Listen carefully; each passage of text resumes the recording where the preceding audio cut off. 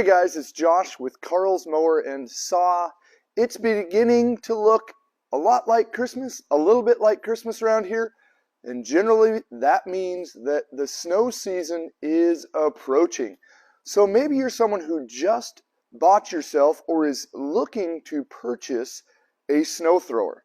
So I sold this guy yesterday. This is the Ariens Platinum Deluxe SHO 24-inch special 90th anniversary edition. What a cool snow thrower. I love the throwback retro look.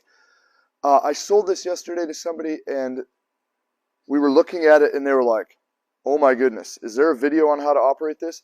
There probably is, but my job at my business is to help make you feel comfortable with how to operate your new pieces of machinery, how to get the most of it. So let's turn this around.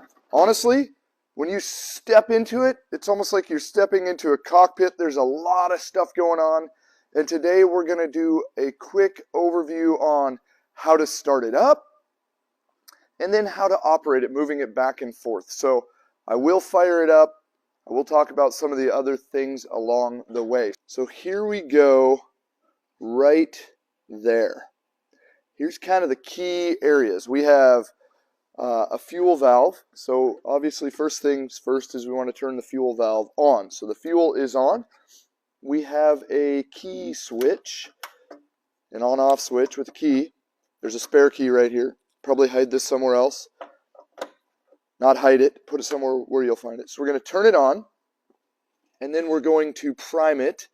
And it says on here a max of 3 primes. This is a strong primer. So 1, 2, 3. Now I'm going to take you a little closer at this dial. And this fancy thing is kind of a two-piece. So the top piece and then there's a lower. The top piece is run and choke. And the bottom piece is your throttle control. So you see the turtle there and the rabbit or the tortoise and the hare. So right now I've got it on full speed and I'm going to put it on choke. Now let's walk around to the other side. So we've got those controls figured out. There's 2 ways to start this. I either have a recoil start or I have this cool little place where I can hook in an extension cord. Okay?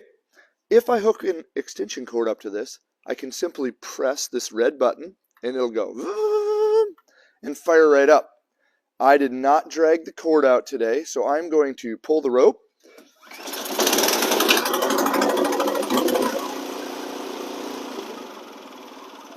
So you saw that upon starting it, I immediately came over and turned the choke off.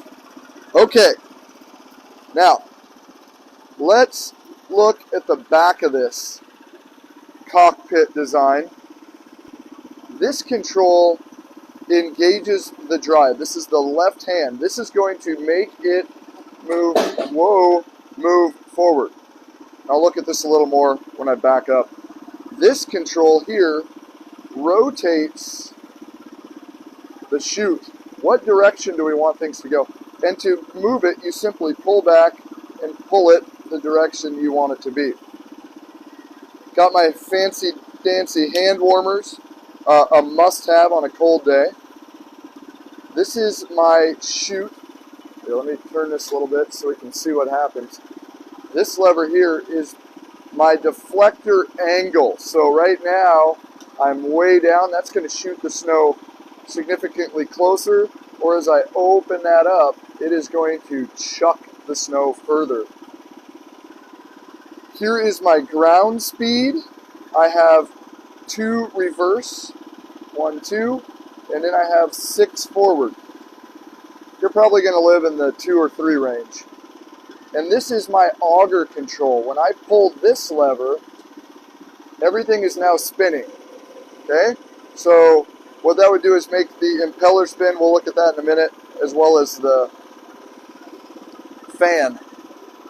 When I am holding down the drive and I squeeze on the impeller or the auger drive, it will keep this down so that my right hand can be free to do everything around here.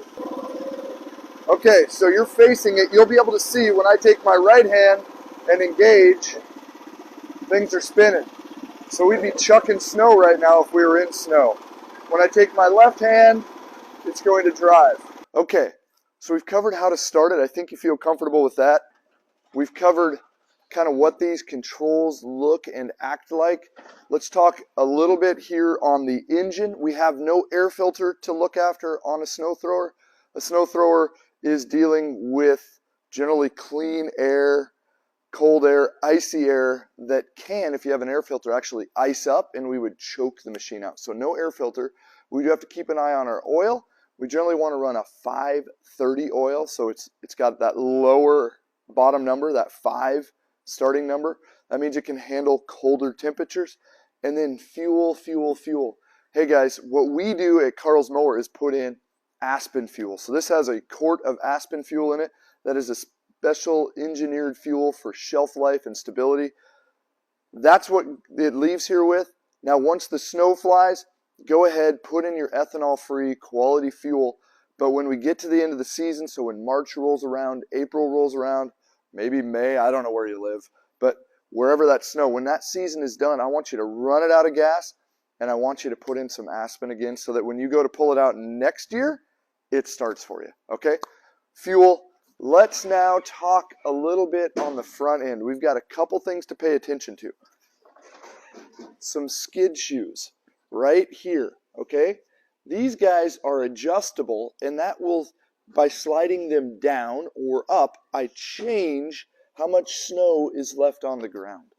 So if I'm on gravel, I definitely want to move those shoes way down because I do not want to be chucking rocks out of this thing.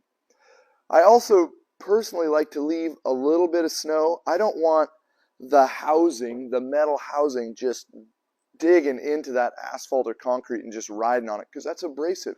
So keep these shoes down and pay attention to wear of those shoes. Once they do start wearing out, you can actually flip them over once, so they're kind of a double life. And then again, pay attention as that wears because you really don't want to get into wearing out your housing. I've seen it. Then hiding right up here are 2 spare shear bolts. Shear bolt, right there. Those shear bolts are located on this auger, and they're right now in the vertical position, so they're up and down. There's one right here and one right here. And that's an intentional item that's designed to be the weak link. So you're blowing some snow and you're getting near the end of your driveway and the snowplow came by and he was chucking some big hunks of ice at the end of your driveway, and you hit that big chunk of ice and it gets stuck in between the housing and the auger, and this thing goes, Kuh! Well, if we didn't have a weak point, we would do some serious damage to the shaft or the gearbox. So we have 2 shear bolts. Those break once in a while. I personally have never broken them, but I have dealt with snow throwers that have had them broken. And you will know when you go to use this thing, it's like it's snow plowing. What's going on? Why is it not throwing as much snow? What's happening? And you'll look and you'll find that one of these is able to free spin and you're missing or the bolt is broken. Usually it's stuck in there and you can just pull it out. So they keep 2 spares right on the top. Not a bad idea to have a couple more. Hey, this is Josh from Carl's Mower and Saw. Thanks for watching our videos. We're proud of the fact that we've been serving you with the best in outdoor power equipment since 1990. We're glad that you had an opportunity to sit down, watch our videos, learn something about an exciting new product that we have, something that interests you for your property, or really how to use your equipment to the best of its ability. Don't forget to like, subscribe, follow, whether it's on Instagram or YouTube. We're excited to share more information with you. See you soon.